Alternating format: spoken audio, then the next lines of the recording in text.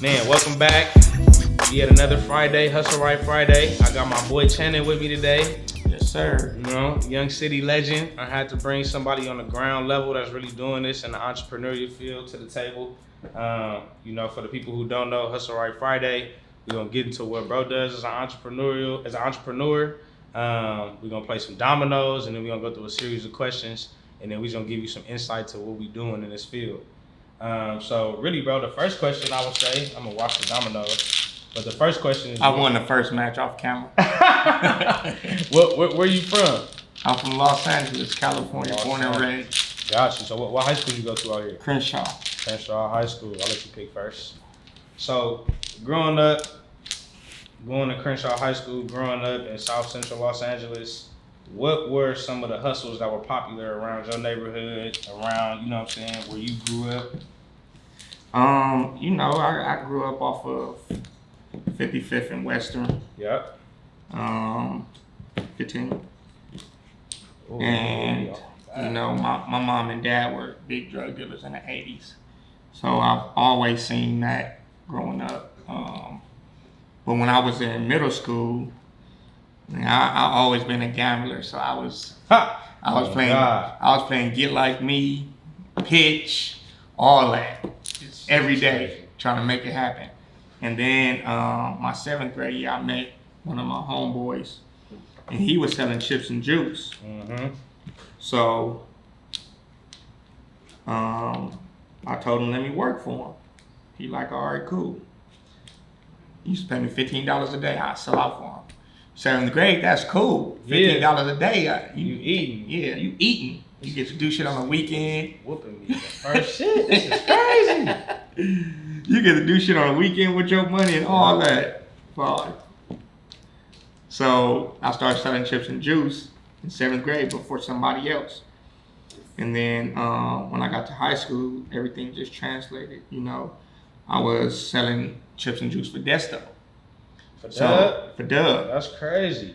He would come back at recess and lunch to sell chips and juice, right? Uh-huh.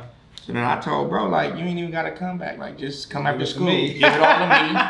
So 9th and 10th grade, I'm selling chips and juice for Desto. I'm making $40 a day. That's crazy. That's crazy. Now when I got enough money in 11th grade, I'm doing this shit on my own. Facts. Go to Smart and find yourself and get you already know. Pack, Chips, you know? juice, Rice Krispie, Airheads. Oh God. Everything. And fun fact, I met you in the dice game. Okay. That's the funny part, you know? I definitely met this nigga in the dice game. So I can definitely attest to my man being a gambler. Man, you know? what? I'm still going strong every now and again. Man, I'll be hearing. 20. So yeah, I started selling chips and juice 11th grade, 12th grade, because I don't want to ask my mom for money and shit. Right. You know, pride being you for sure. like a motherfucker. So nigga have to get out there and get it himself. I got so many damn dominoes. I'm like, sheesh. Okay. So what would you say in the process of all of that? When did you figure out, like, what grade you figure out you was like, okay, I already got this entrepreneur spirit in me? I know you said by the time you graduated from middle school. No, I low key lost it when I went to college. Okay. So once I got to CSUN, you know, I had nieces and nephews already. So I had to be an example. Like, nobody in my family graduated from college. Yeah. So I'm like, damn, I got an opportunity to be the first one. So what you think kind of like took that? You just felt like you had to do what you had to do at the time? Yeah. Okay. I definitely wanted to make my mom proud. Mm-hmm. You know, her first child graduating from college or whatever. So I was like, fuck it, I'm gonna go to college and, you know, get a job, have a career, do all of that. Yeah, niggas think that's the way. Niggas think that's the way. And man, you get hit with some bullshit. Like, that's how much niggas get paid with a degree? Man, what? It's over with. So even after college, I was teaching. Okay. So I was a 5th grade teacher for 5 years. Where at? So you know View Park? Yep. We were a sister school to View Park. Okay. Frederick Douglass. That's crazy. Nigga that grew up on gambling is an elementary school teacher. For real. Good mathematics. Good mathematics. Yeah. So. Is it my turn? Yeah. Okay.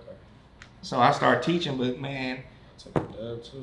After my so I had Chase in 2016. Okay. After he was born, I had Chance 2019, and after that, I'm like, the 2 kids, ain't no way in hell this salary is Ain't going. no way, bro. And it's funny too, because when you look up and really start to think like, I could really, you pretty much, a company is telling you like, nigga, you can only make this much this year. Like For that's real. the most you're getting paid, nigga. So you really be thinking in your mind like, when do I got time to make some other money or do some other shit? And damn near be like, all right, this shit ain't for me. This shit ain't for me, because when I got out of college, bro, 15. I don't know if you know, but I got my master's in PR, Yeah. development. Right. I'm my degree in psychology and marketing and all this type of shit. And when I was working at Fox, I'm sitting there every day in the cubicle like, nigga, I'm giving y'all my ideas and y'all running to the board meeting with this shit. And I ain't even involved in the board meeting. Yeah, like it's yours though. Right. So yeah. I'm like, one day I really sat there and wrote my resignation letter like at the table. And it was like, I'm not coming back tomorrow. And they was like, well, you'll probably never be able to get hired again. But I was like, I don't want to be hired again. Right. You know? So I just know that transitional period, that shit do be mind boggling, because you like, I got hella priorities, I got hella obligations, but then I got to be true to myself, because I ain't happy doing this either though. For sure. Okay. And that's what it was, bro. I definitely wasn't like dealing with kids. I already had my own 2. Then dealing with 30 other kids every day, bro. Like, let's see if I got some money going out. Nah, I don't. Domino. But yeah, 15. so after that, I'm just like, man, I gotta get out here and get it. So it's so crazy, bro. I was sitting in my apartment in Hawthorne, and I'm like, man, one day I'm like, I gotta figure this shit out, bro. Like, and it's crazy because I've always had people, I've always been well known, well respected. People fuck with me. I've always had people like, bro, you gotta brand yourself, But I always was telling like, nigga, I don't want to be the nigga like selling like, hey, bro, I got these t-shirts, like, pull up on me, like, fuck with me. Yeah. But now it turns into that, bro. Yeah. But see, it's bigger than that though. It's bigger than that for sure. You know, it's niggas that be out here like, I got t-shirts for sale, but you know they just trying to get that shit off. It's like quick fashion and shit like that. It's really like, I mean, it took me a minute to understand for my own brand that I don't really got a clothing brand. It's just clothes attached to my lifestyle brand. You feel me? Sure. It's just the tangible piece you get to take away from this shit. You know what I mean? For sure. But I definitely am I've been looking at a lot of this shit for a long time and seeing how niggas move around with it. And I can definitely say that I'm not easily impressed nigga, but I'm definitely impressed at a lot of the shit you done did and a lot of strides you done make, because compared to a lot of stuff you was talking about, and I know you ain't even hitting a lot of stuff deep just for like family structure and all that type of shit, but a lot of people got first world problems compared to what you was going up against, you know what I mean? Right. And so when it comes down to it, I think that, you know, you betting on yourself came down ultimately to be like that deciding factor, to be like, and we hear it all the time, bro. Anybody can say like bet on yourself, but to actually do it and nigga, like, you know, you own the brand, you own companies. Nigga, it's times where ain't nobody buying shit, nigga, and you just losing. Like, what the fuck? You thought that was the one too? Like, y'all about to eat God, this I up? thought this was the one. What? Oh me. Man, you can't be serious. I'm stuck doing what? What? Yeah. It's like sitting on work. Oh, Sitting God. on work you thought was finna sell, and it's like, damn, I gotta go dig deeper in my pocket to go deeper into the negative to try to make this shit back and make it up for the last one. And damn near get this other shit away. Yeah, You feel me? Nah, I know, bro. That's how it be. I swear to God, I'm like, what the fuck, bro? So tell me this. So we always get into a definition of the day. So our definition of today is vertical integration, right?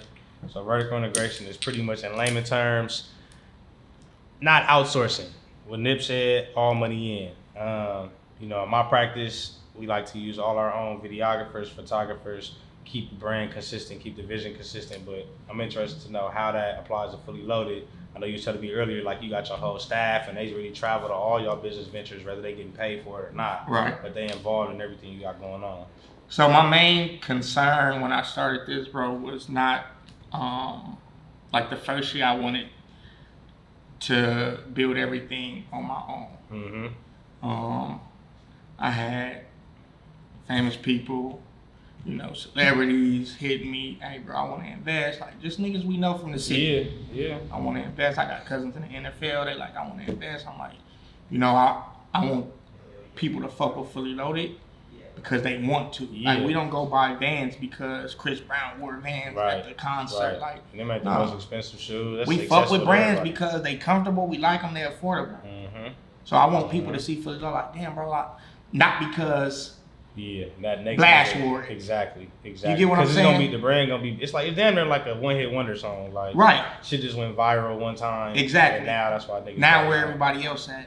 Yep. After that, rolls over. So, I wanted to have people on my team who I trusted and, can count on when shit gets tough. So, like the whole Fully Loaded team, we got a business consultant, we got a lawyer, and then my direct business partner, who's been my best friend since diapers. We grew up across the street from each other, but he's well connected on the East Coast. Okay. He graduated from FAMU. Okay. So he knows from FAMU Florida all the Franklin, way up for sure. to New York, all the way over to Texas, nigga. Yeah. He know everybody. That's hard. That's hard. We do get a lot of business on the East Coast.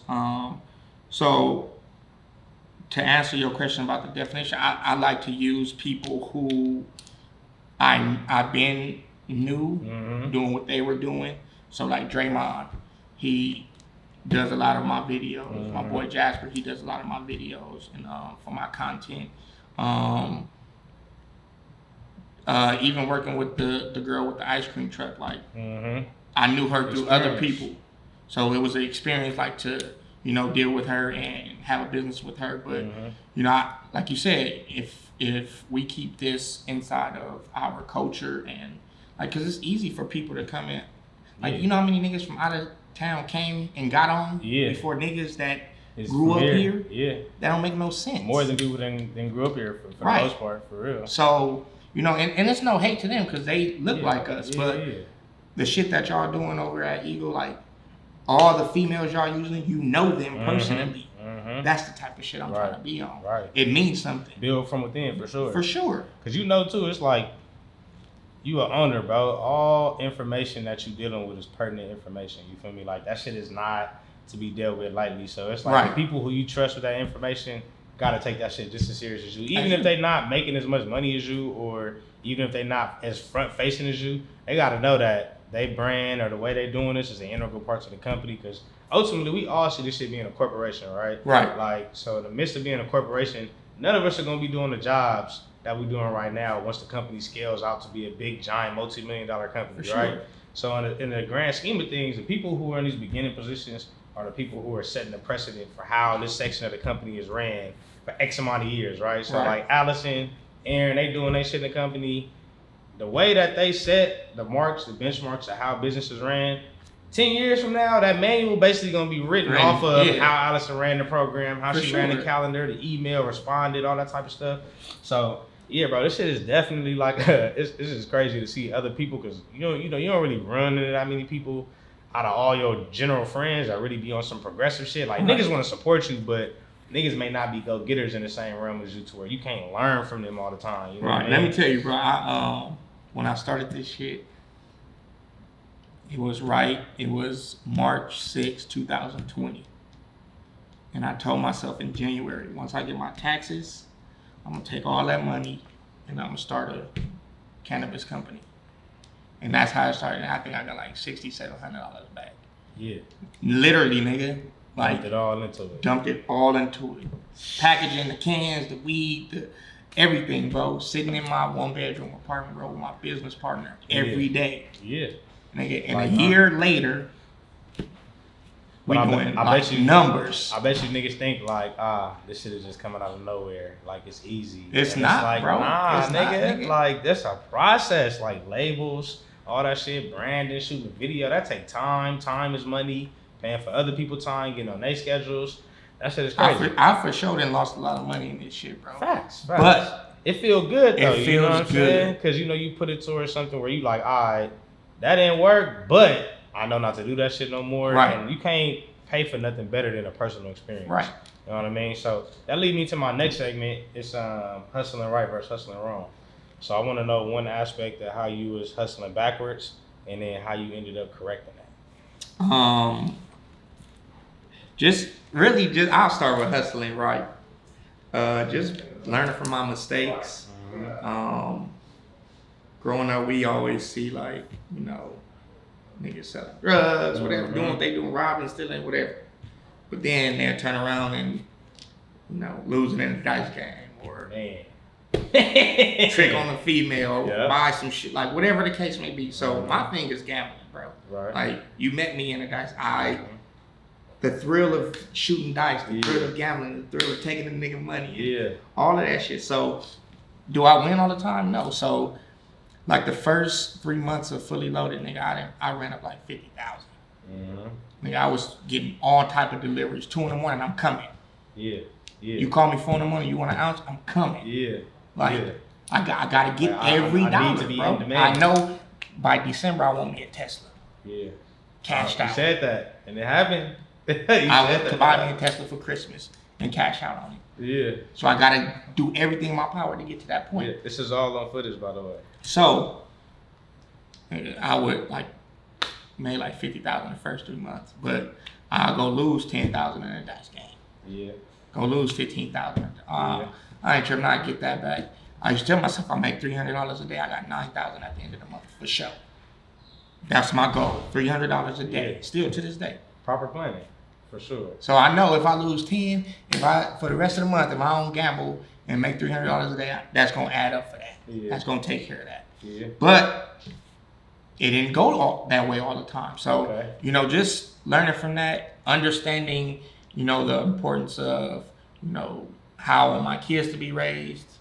I can't be even though we are, I can't be a hypocrite and say I want my kids to grow up this way, but then they seeing this. Becoming a public figure too, so it's like you know, on a public scale for your kids to be able to have access to the stuff you're doing, for sure, you're putting out there, for sure. So, my spending habits changed. You know, just not going out all the time. I don't even, bro. I swear to God, I don't like jewelry at all. But I had to get me a Fully Loaded piece just because. You got to. I need to be a walking billboard. I want people to be like, damn, like what, like, man, what's Fully Loaded like? And see, for the people who don't know that at home, any brand, any jewelry you get with your brand, it's a tax write-off. Tax write-off, for sure. All right. That's already like. So it's like, why not promote my business instead of giving my money to the government? For sure. Why not? So it's just my spending habits, not gambling as often. I still, you know, go and do it whenever I have that itch. But I mean, that's just like nigga buying shoes. Facts. Your thing is buying shoes. My thing is I try to invest my money to make more money. And this is just my way of fucking off every now and again. Right. So every human for sure fuck off 70% of the time. It's just how strong you use that 30. You feel me? Right. That's what for it sure. Is, for real. So my next question for you would be, when is the point you would say that, you know, you said after when you got into college, you kind of lost that entrepreneur spirit. When did you feel like, okay, this is the time? Like, how many years after you graduated did it take you to figure out, like, this not for me? I know you hit on it a little bit earlier, but just for a little bit more context. Just it was my 5th year teaching. Okay. And I just got super stressed out. Like, I can see it in the way I respond to my kids. Like, I'm bringing shit from work home. Like, my temper is bad with my son. He can't even say dad 3 times without me. Like, nigga, what the? Annoyed and shit. Annoyed as hell. So after that, bro, I'm just like, man, I gotta figure something out because this ain't the life I want to live. I tried it. I went to college, graduated, got my degree, all of that. Did the 9 to 5, and now it's like, you know, we all have a purpose in life. And I think that I finally figured out. Because so many people, bro, they hit me like, damn, like, bro, you inspire me. Inspiration, bro. Like, even like Greg, like, nigga, we had a conversation, bro. He like, you know, when I was struggling, he was there for me, like, financially. But now he hit me like, bro, you got, like, I want a family. I want kids. I want, like, the money don't mean shit. That's not what promoted to niggas usually, you feel me? Not for niggas who actually got influence over niggas, you feel me? Right, so he like, damn, like, bro, you really inspire me. Like, you got your business together, you got this, like, you take care of your boys no matter what. Like, everything you do, I look up to you, bro. Like, you're doing what I would like to do. That shit is crazy. So to be an inspiration to people of our, like, even you, bro. Like, I look at Like when you started Actrite, I'm like, damn, like that shit dope. I wish I could start a clothing line. Like, appreciate that. never thought to do it, but I'm like, damn, like nigga, how they come up with that shit dope? Like, nigga, oh Jesus Christ, bro, I'm going to your website, like, damn, like nigga, the concept is there, the rollout, everything is dope. So a lot of people, they won't say that. I mean, we give each other our flowers, you know, from time to time, but like really sticking together, letting niggas know, like, bro, even at the pop-up shop when I seen you, like, bro, like, I fuck with that. Yeah. Like the ice cream truck. That's like real. You the first nigga I know. The real term for this man is a venture capitalist. So you the first person I know that was a venture capitalist. So let me get your Mount Rushmore of hustlers though to wrap it up. Who are the top 4 hustlers you look to? Nipsey for sure. Okay. One of my uncles. Okay. He been doing this for a very long time. Okay. That's a business model. I really fuck with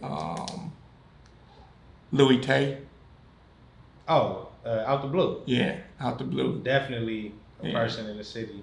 You don't see that often, but definitely get he got me ready to start Fully Loaded Records. Oh nigga, God! and signed one of the homies. I just seen him last night. Blue Bugs there, Beano there. Looked like he really putting some shit together. Yeah, Nipsey, one of my uncles from the hood, Louis Tay, and myself.